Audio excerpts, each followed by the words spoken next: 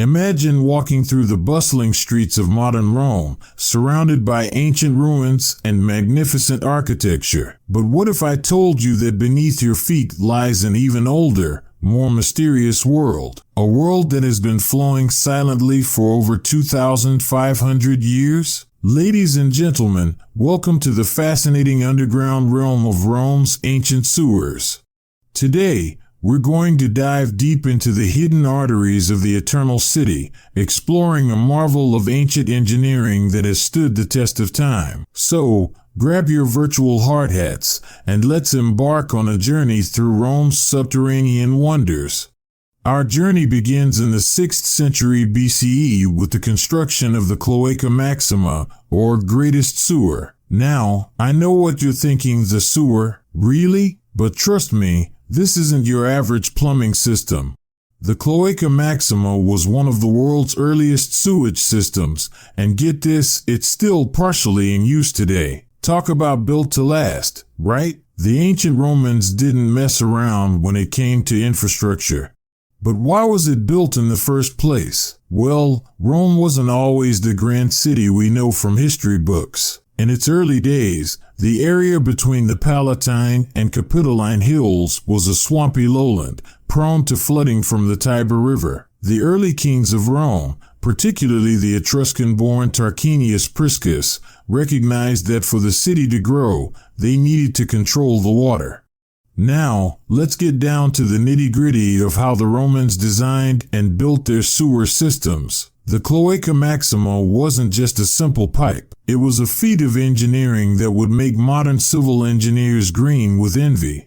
Originally an open-air canal, it was gradually covered and expanded over the centuries. At its largest, the main tunnel reached a whopping 4.5 meters wide and 3.5 meters high. That's big enough to sail a small boat through.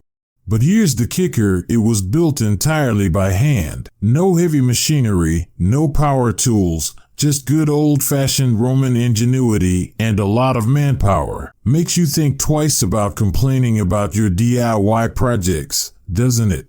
The Romans used a variety of materials in their sewer construction. The main channels were typically built with large blocks of tufa, a volcanic rock abundant in the region. They used a technique called opus quadratum, where the blocks were laid in alternating courses for maximum stability. The floors were often made of concrete, which the Romans had perfected, making it waterproof and incredibly durable.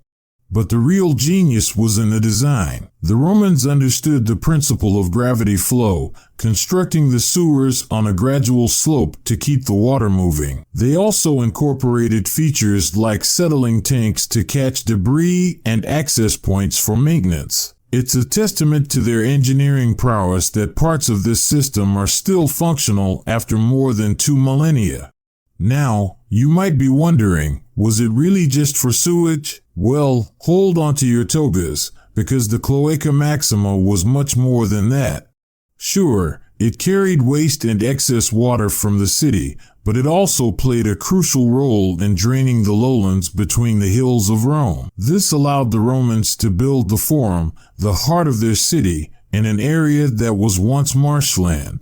But wait, there's more. The sewer system was also believed to have religious significance. The Romans even had a goddess of the sewer, Cloacina. Originally an Etruscan deity associated with purification, she was later adopted into the Roman pantheon. There was even a shrine to Cloacina in the Roman Forum, right above a section of the Cloaca Maxima. Talk about taking your work seriously. The impact of Rome's sewer system on daily life and hygiene practices cannot be overstated. In a city that grew to have a population of over 1 million people in ancient times, proper sanitation was crucial. Public latrines, known as forica, were connected to the sewer system. These were not just functional spaces, but also social gathering spots where Romans would catch up on the latest gossip. Talk about multitasking. The sewers also played a vital role in flood control. During heavy rains, the Cloaca Maxima would channel excess water from the streets into the Tiber River, preventing the low-lying areas of the city from flooding. However, it's important to note that while the sewer system was advanced for its time, it wasn't perfect by modern standards. Odors and disease were still issues, particularly for those living closest to the sewer openings. The Romans combated this by using perfumes and incense, and by designing homes with specific layouts to minimize exposure to sewer gases. Now, let's get to the really juicy stuff. What have archaeologists found in these ancient tunnels? The Cloaca Maxima has been a treasure trove of artifacts, offering unique insights into Roman life. One of the most surprising discoveries came in 2018 when researchers found a 2,000-year-old dog skull in the Cloaca Maxima. But this wasn't just any dog, it was potentially one of the earliest examples of a lap dog in the archaeological record. Who knew the Romans were into purse pooches? In 2000, workers made an even more spectacular find. While clearing a section of the Cloaca Maxima near the Circus Maximus, they uncovered a statue of Hercules. This 8-foot marble masterpiece had been hiding in the muck for centuries. It's now one of the prized possessions of the Palazzo Massimo alle Terme Museum. But it's not just artifacts that have been found. The sewers have also yielded a wealth of biological material. Seeds, pollen, and even parasites preserved in the sediment have given scientists invaluable information about the diet, agriculture, and health of ancient Romans. One of the most unexpected findings was evidence of bananas in 1st century CE Rome. Banana seeds found in the sewer sediments suggest that this tropical fruit was being imported and consumed much earlier than previously thought. So, how are modern archaeologists studying and preserving these ancient sewers? It's a delicate balance between investigation and conservation. One of the key challenges is accessing the sewers without damaging them. Archaeologists often use non-invasive techniques like ground-penetrating radar to map out the sewer system before any excavation begins.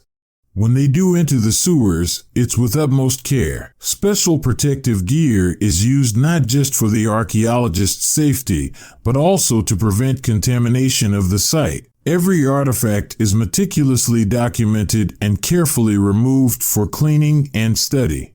Preservation efforts are ongoing. In recent years, there have been projects to clear centuries of sediment from sections of the Cloaca Maxima, allowing water to flow more freely and reducing the risk of damage to the ancient structure. Modern technology is also playing a role. 3D scanning and virtual reality are being used to create detailed maps and models of the sewer system, allowing for study without physical intervention. Now, I know what you're thinking, can I see this for myself? Well, you're in luck. While you can't exactly take a leisurely stroll through the Cloaca Maxima, there are ways to experience Rome's underground wonders.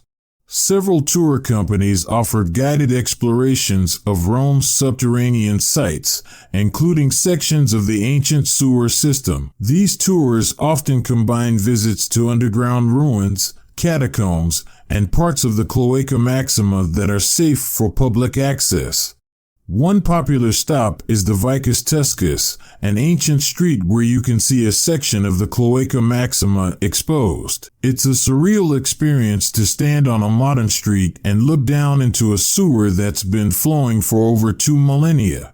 For those who prefer to keep their feet firmly above ground, the Museo della Civiltà Romana has a detailed model of the ancient sewer system, giving you a bird's-eye view of this underground marvel.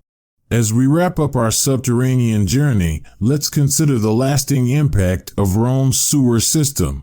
The Cloaca Maxima didn't just improve sanitation in ancient Rome, it set a standard for urban planning that would influence cities for millennia to come. In fact, some historians argue that Rome's advanced sewer system was one of the key factors that allowed it to grow into such a massive and long-lasting empire. The principles of Roman sewage management using gravity flow, incorporating maintenance access, and integrating the system with urban planning are still used in modern civil engineering. In a very real sense, every time you see a manhole cover or hear about urban flood control, you're seeing the legacy of Roman engineering. Moreover, the study of Rome's sewers has opened up new avenues in archaeology and history. The preserved organic matter in the sewers has allowed for detailed studies of ancient diet, health, and even climate. It's a reminder that in archaeology, even the most mundane aspects of daily life can yield profound insights. From engineering marvels to divine protection, from lost treasures to the foundations of empires, who knew sewers could be so fascinating? The story of Rome's ancient sewers reminds us that sometimes the most extraordinary discoveries lie just beneath the surface. It's a testament to human ingenuity, a time capsule of daily life, and a crucial piece of the puzzle in understanding how Rome became the eternal city. So, the next time you're in Rome, take a moment to appreciate the hidden world flowing beneath your feet. And remember, in the study of history, there's no such thing as a dirty job, just opportunities for amazing discoveries. Until next time, keep your curiosity flowing and your mind in the gutters, the historical gutter, that is. And who knows, maybe you'll be inspired to look at your own city's infrastructure with new eyes. After all, every drain has a story to tell.